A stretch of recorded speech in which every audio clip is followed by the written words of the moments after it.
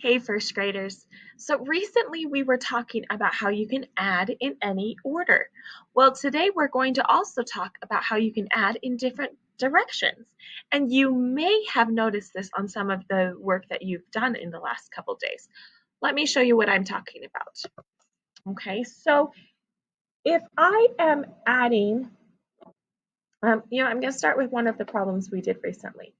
When we've been talking about different ways to make the same number, in some of the problems, we might have seen something that looked a bit like this, okay? And that we had 5 that we were building, and they wanted to build it with a number plus 3. I saw some kids were trying to do 5 plus 3 and put 8 in here. But that doesn't quite work because the equal sign, because of where the equal sign is, 5 is the number that stays by itself. The numbers connected by the plus, remember, plus means you're joining numbers together. Equals doesn't always mean find the answer. We often treat it that way, but equals really means balance the two sides. So if I have 5 over here and I want to balance it with 3, right now, is it balanced? Do they look the same size? No. So what do we have to put with the 3 to make sure that both sides are balanced? We have 5 over here, so this side also needs to have 5. 3, 4, 5. Now we can see that the two sides are balanced. 5 equals 5. We just made the 5 out of 2 and 3 more. Okay, so that's different than the way we normally add, which would be more like this.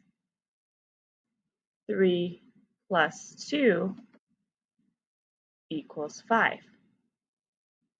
We usually see it in that direction, where we have the combined numbers on the first side and the number by itself on the second side. But either direction works. So that's one example of how you can add in different directions. But that's not the only way.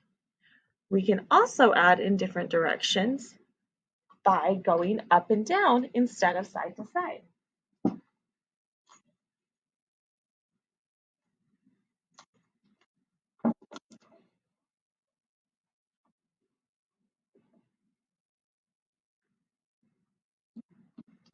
We can take a problem, 3 plus 2 equals 5, and show it with our stick like this. But I can also show 3 plus 2 equals 5 in this direction. 3 plus 2 is still 5. 3 plus 2 equals 5. But do we see an equal sign? No, we just see one solid line.